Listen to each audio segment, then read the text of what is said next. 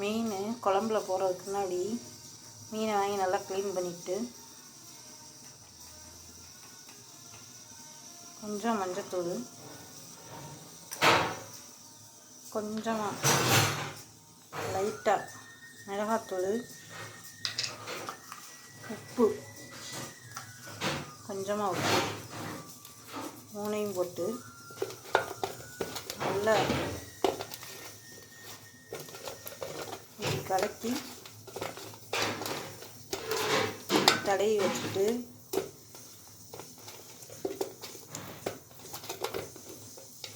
மீன் குழம்பு வச்சு மீன் குழம்பு காய்ச்சதுனால இதை எடுத்து போட்டிங்கன்னா நல்லா காரமாக டேஸ்ட்டாக இருக்கும்.